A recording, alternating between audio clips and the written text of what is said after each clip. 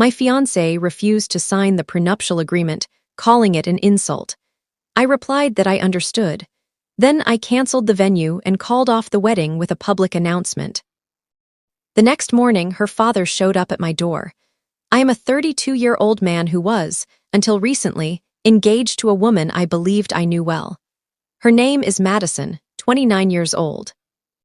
We had been together for 3 years, engaged for 6 months, and were set to marry in 4 months. I was completely committed. I truly thought she was the one for me. Some background is important here.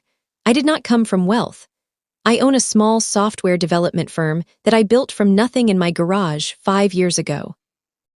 It was created through endless 80-hour weeks, cheap meals, and a huge personal financial risk. Now the business is stable. We employ 15 people, maintain a strong client list, and enjoy a solid reputation. My future feels secure because I worked hard to make it that way, one line of code at a time. Because of this, my lawyer, who is also a good friend, strongly recommended a prenuptial agreement. It was never about expecting the marriage to fail or doubting my love for her. It was simply a practical measure to safeguard the company, the jobs of my employees, and my long-term stability. The terms were fair and clear. Whatever each of us brought into the marriage would remain ours. Any assets or debts we built together during the marriage would be treated as joint property and divided 50-50. It was meant to protect both of us. I brought up the topic with Madison 2 weeks earlier. I stayed calm, explained my reasons, and stressed that this was a standard business precaution to protect my team and employees. She appeared to accept it, smiled, and took the document to review. I felt a sense of relief. The deadline to sign was the previous night, just before the final non-refundable $15,000 venue payment was due. We had already paid a $5,000 deposit. Over dinner, I mentioned it again. "Hey, just checking in about the prenup. We need to wrap that up before I make the venue payment tomorrow." Her warm expression disappeared instantly. "I've reviewed it," she said, putting down her fork. "And I'm not signing it, Jordan." I kept my tone even. "All right, can you share your concerns? We can have the lawyers make changes if needed." "My issue is with the document itself," she replied, her voice turning sharp. "It's a disgusting insult. It suggests I'm a gold digger. It shows you don't trust me and don't see us as real partners." "Madison, that's not what it means at all. It's only about protecting assets I owned before marriage, including the business. It's a safety net for the worst-case situation that I hope never occurs. My parents never had a prenup. They built their life on trust. This feels like you're preparing for divorce before we even say our vows. It's either me or that document. You have to decide what this marriage will stand for." The discussion went around in circles, but her real position became obvious with every sentence. She viewed my company not as something I had created through sacrifice, but as a shared resource we would both control equally. The prenup wasn't an insult to her feelings. It was simply standing in the way of what she felt entitled to. In that moment, the illusion shattered. I was no longer looking at my future wife. I was facing someone with a different agenda. A deep, cold calmness came over me. This wasn't a discussion anymore. It was a moment of clarity. "I understand," I said quietly. A small, satisfied smile appeared on her face. She believed she had won. "Good, I'm glad you're seeing reason." I nodded, excused myself from the table, and went to my office. I called the venue and canceled, losing the $5,000 deposit.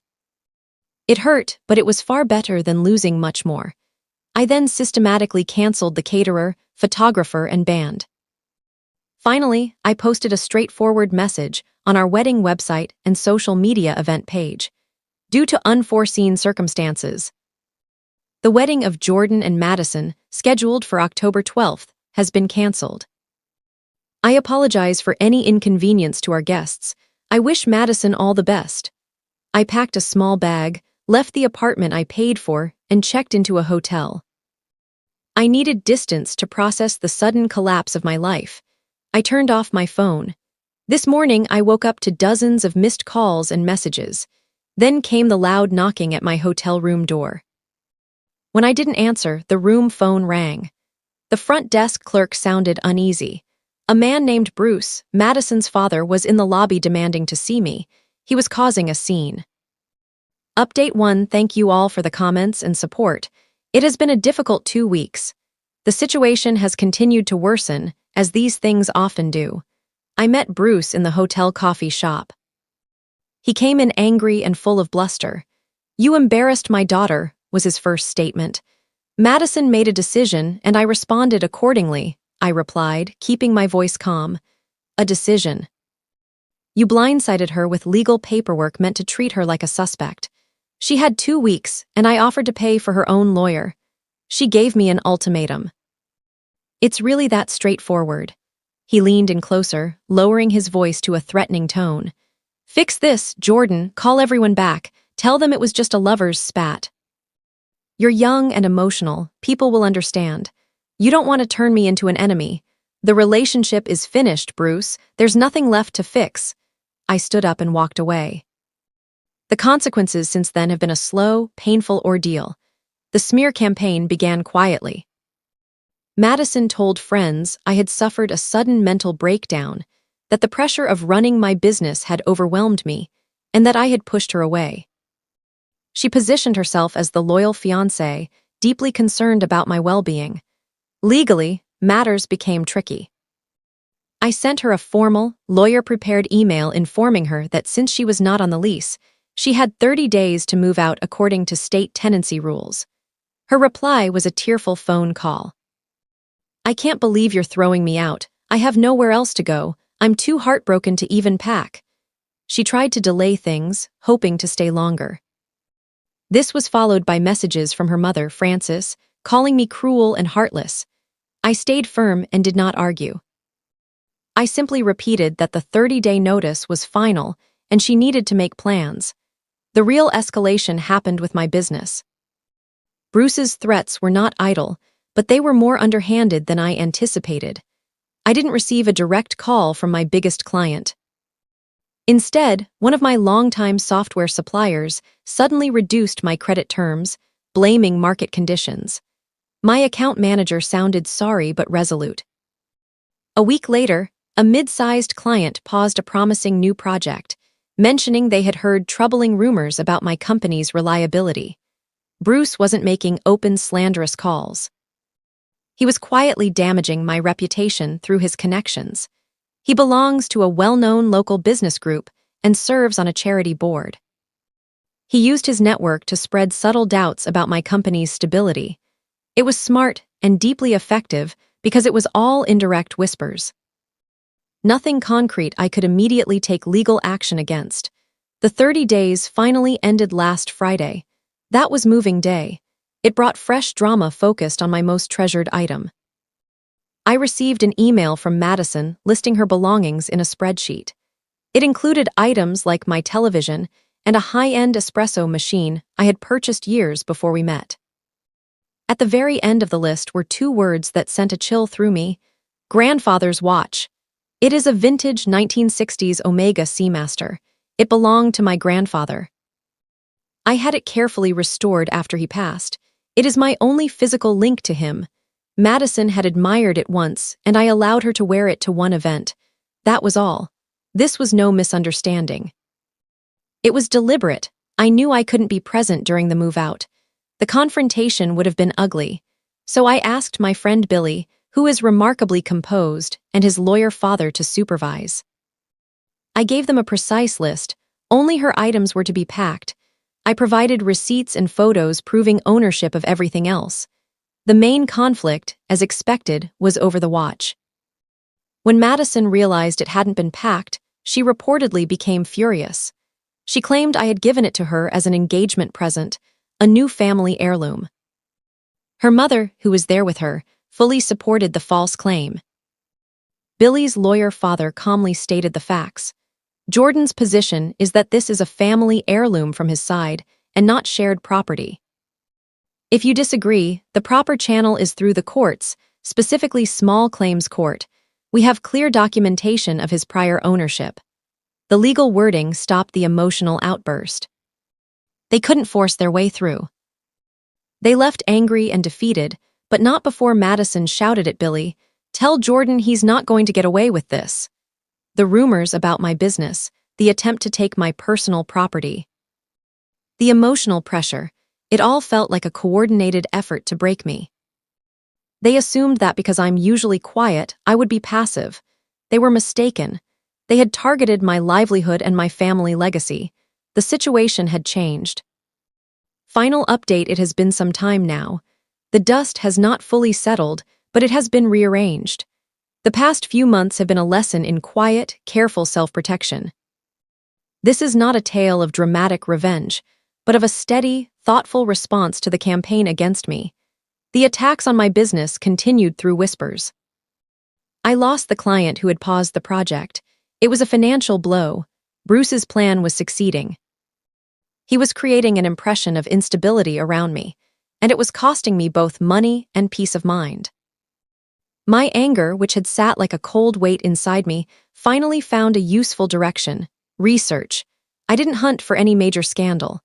I began with public records available to anyone. Bruce's company website was filled with proud statements about ethics and community involvement. I spent several nights a week for a month examining court records and business filings. I discovered a clear pattern. Bruce's company had faced small claims court 6 times in the past 3 years from various small subcontractors: electricians, painters, landscapers. The claims were always for unpaid final bills, usually between $5,000 and $10,000. He would either ignore them until a judgment was entered or settle late for a reduced amount. He was pressuring small business owners, disrupting their cash flow, knowing they couldn't afford long legal battles. This became my leverage. This was the reality behind the respected community figure image. My response was not one big strike, but a series of careful, indirect steps. Action 1. Correcting the social story. I never argued with Madison's version online. Instead, I had private, one-on-one talks with the mutual friends who mattered most. I didn't present documents or recordings. I simply shared my side calmly and honestly about the prenup ultimatum, the attempt to claim my grandfather's watch, and the damaging rumors affecting my business. The truth, delivered without drama, carried its own strength. The social tide didn't shift immediately, but it gradually turned. Action 2. The catalyst. One of the subcontractors who had sued Bruce ran a small, respected family electrical business. I'll call them Spark Electrical. I knew of them through my own network. I wrote an anonymous letter and mailed it from another town. The letter was straightforward. It listed the other 5 small claims cases against Bruce's company, including public case numbers. It mentioned the rumors I had heard about my own business stability and suggested a pattern of behavior. I ended with one question: how many other small businesses has he treated this way? I gave no personal details. I provided the spark. It was their choice whether to act. They did. About a month later, a local business publication ran an article titled, "Is Development Titan Squeezing Small Business?" Local contractors allege pattern of non-payment. The journalist had been contacted by the owner of Spark Electrical. Now knowing he wasn't alone, he had gathered the other affected business owners. My name was never mentioned. The story focused entirely on Bruce and his alleged pattern of mistreating smaller partners. The fallout was not explosive, but a slow, damaging decline. For Bruce, the article devastated his public image. He depended on his reputation as a community leader for investors and approvals. The report made him appear as a bully. A major charity he served on accepted his resignation shortly afterward.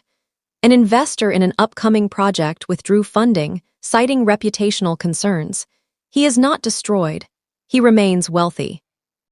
But his influence has weakened, his name is tarnished, and he is now caught in his own public relations crisis. The whispers he spread about me were overtaken by loud discussions about him. For Madison, her circle grew smaller. The revelations about her father reinforced the entitled attitude I had described. She didn't become totally isolated, but her social position suffered significantly. The last I heard, she is seeing someone, but not the successful, high-status partner her family had hoped for. She still posts vague, sad updates online, but they now come across more as bitterness than heartbreak. For me, it was not a perfect win. I lost a client and absorbed a financial loss. The stress was heavy, but my company remained stable. The rumors about me faded once the real source became known. I learned a hard lesson about carefully choosing who I allow into my life. I don't feel overwhelming triumph. Mostly I feel exhausted but deeply relieved. I protected what I had built. My grandfather's watch sits on my dresser. It ticks steadily, a quiet symbol of what truly matters and what endures. The engagement was a mistake, but ending it the way I did was the most important decision I have ever made in business. I chose to protect my foundation, and in the end, that foundation is still standing. This version keeps every detail, every update, every amount, every event, and the same overall length and structure while using fresh wording throughout.